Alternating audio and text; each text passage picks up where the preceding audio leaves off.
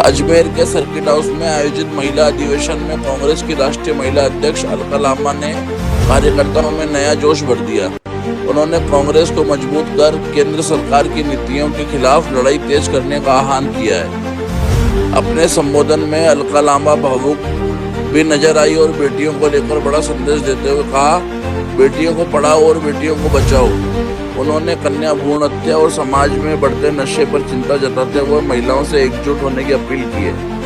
वहीं प्रदेश अध्यक्ष राधिका सिंह ने कार्यकर्ताओं से सीधा संवाद कर महंगाई, बेरोजगारी और पेट्रोल डीजल के बढ़ते दामों को लेकर केंद्र सरकार को घेरा।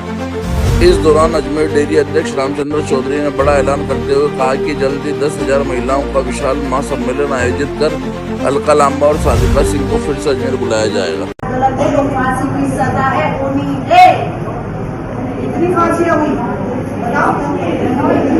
आजाद 1947 में भारत आजाद हुआ है। दिल्ली में निर्भया हुआ था। उस 2012 में निर्भया से पहले, निर्भया से बाद, आजादी से अब तक किसी को फांसी नहीं हुई। बहुत आसान है बच्चियों को नोचना की हवस का शिकार। अभी भी मैं देखी राजस्थान की तस्वीरें तो आम है कि बच्चियों को बलात्कार करके यहाँ फेंक दो, वहां फेंक दो, खून से लहूलुहान बच्चियां मिल रही हैं। अबॉर्शन के आप देखिए कितने अस्पतालों में 5-6 साल की बच्चियां सामूहिक बलात्कार। उनको लगता है कि ये महिला, अगर बच्ची बड़ी हुई महिला हुई भेद खुल जाएगा, इसलिए 5-6 साल की बच्ची को शिकार बना हुआ वो कुछ नहीं, पर वो कहने से पहले दम तोड़ते हैं और हम चुप।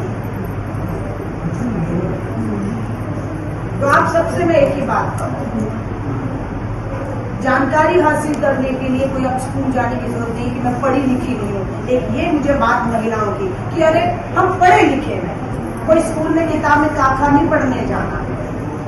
जानकारी हासिल करो कि क्या कानून है, क्या हक है, क्या अधिकार है।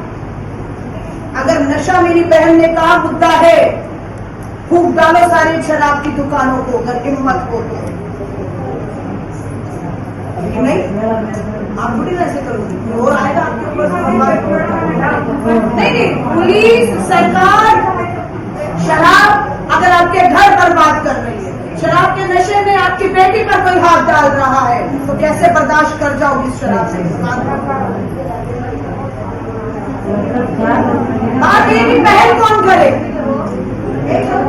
क्या करेगा ज्यादा, हम पर मामला दर्ज होता है, पुलिस ने हम पर FIR की, हम जाकर थाने में जाते हैं, बैठाते हैं, बैठ जाते, पानी की बोतल लिया, खाना लिया, बैठ हो गया, कितनी देर बैठाओ।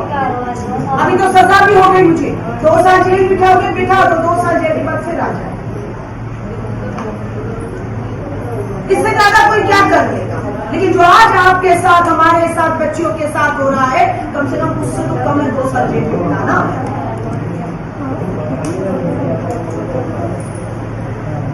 और मैं अपने आप को भी कहूंगी, आप सबको, माँ हूं, बेटी नहीं है, बेटे की माँ हूं। आपका भी अगर घर में छोटा है, लड़का है, बेटा है, आपको समझाना होगा। अगर तेरी शिकायत आई कि किसी की बहन बेटी के साथ तूने कुछ किया है, कोई कुछ बाद में करेगा, पहले मैं तेरा हिसाब करूंगा।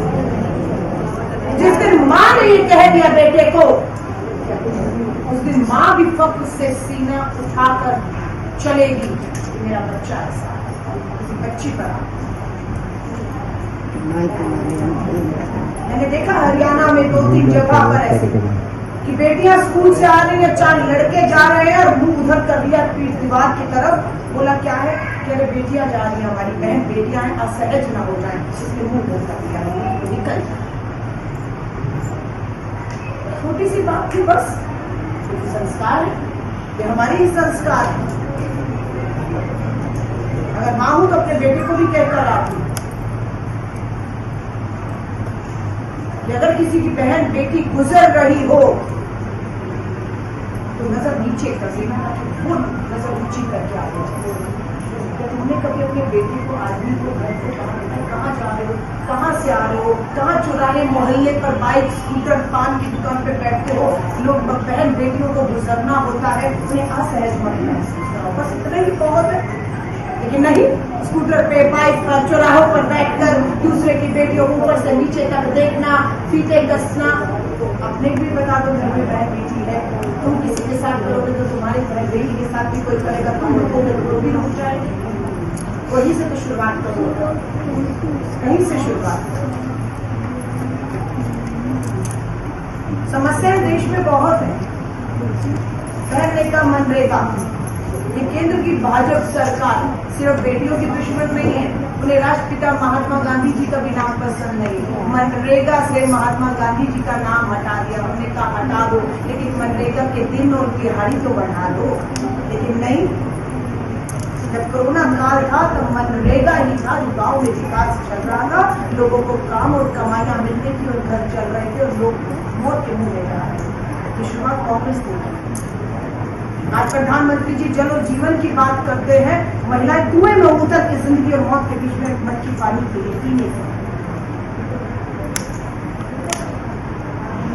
अस्पतालों की बात कर रहे हैं कि डॉक्टर तो अस्पताल है, डॉक्टर नहीं है। क्या करेंगे ऐसे 4 दीवार? स्कूल तो बना दिए, अध्यापक नहीं है पढ़ाने के लिए। क्या करेंगे ऐसे स्कूलों का? क्या करेंगे ऐसे अस्पतालों का? क्या करेंगे ऐसे फ्लाईओवर और सड़कों का जो बंद तो गए विकास के नाम पर उस पर चलते हुए हमारी बहन बेटियां सुरक्षित है? सोचो यार, सोचो। ये आजादी की लड़ाई में भी महिलाएं ना होती तो देश आजाद ना होता। वो दौर था।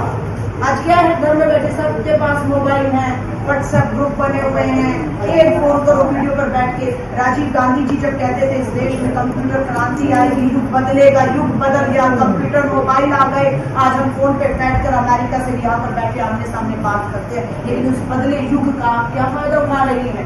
हथियार है आपके हाथ में ये मोबाइल, 1 सेकंड की 30 सेकंड की वीडियो आग लगा देगी।